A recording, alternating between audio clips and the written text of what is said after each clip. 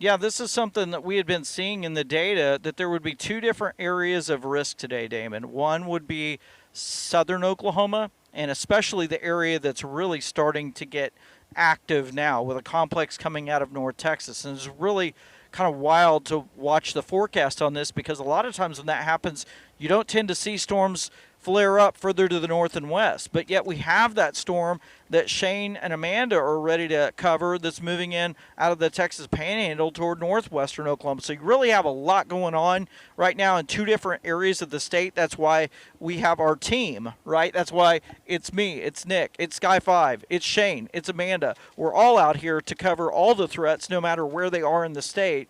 That's because we care. We care about Oklahomans. That's what we're trying to do. So we're in the process right now. I'm scanning back to the north toward that Ada storm. It's still a huge storm. We talked about earlier how big the storm is. But in the meantime, we're working our way down towards Sulphur. Right now, I don't see anything that stands out to me other than it's just a huge complex that's going to be moving in toward Tishomingo and Sulphur.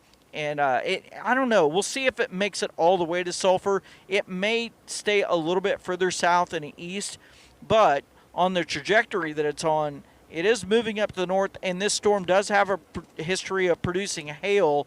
It looks like hail almost, let's see, it's definitely over quarter size. Well, it's 1.25 inch diameter hail that's down in Texas that's moving up toward Marietta and up here into the southern parts of our viewing area from the Oklahoma City television market. So we're going to continue to watch this complex of storms that's moving through. I know Nick's over in Ada and just tremendous rainfall there. Speaking of Nick's shot, let's go full with Nick's picture here. There's been a lot of rain that's been coming down in Ada, and so we'll get Nick's shot. Look at all this. Lots of things floating here. Let me go back out to Nick here real quick. Nick, what's happening here in Ada?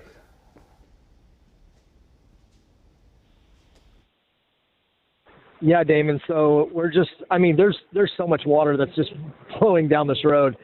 This is flowing down, I think this is 8th Street right here.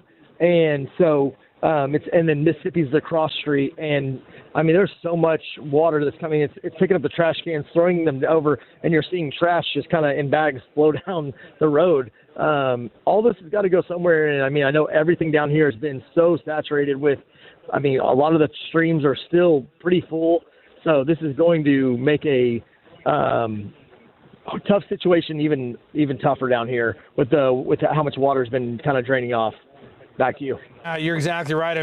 These storms, I know we've had a lot of rain and we went about 2 weeks without any rain, but this storm is dropping a quick 1.5 inches of rain. And yeah, we got trash bags that are floating down the river, or floating down the street towards some river somewhere. That is a street, but it looks like a river right here. Just look at all that water. This coming in from Nick right now down in Ada. The heaviest of the rain, by the way, is now sliding out of Ada. So things should be improving here in the next little bit. You can see this storm right here, and by the way, it saw a bit of an inflow notch there, well pronounced. That's dropping down to the east-southeast and will continue to move out. Jonathan, let's show the big picture real quick before we send it over to NHL hockey playoffs for tonight. We're going to watch that big complex down to the south, and then we're going to watch these storms. They're still pretty far into the Panhandle here, the Texas Panhandle, and they're not severe out by Miami, Texas, Canadian Texas, but as they continue to move deeper into Oklahoma, they will likely become severe. And one thing I've noticed in the data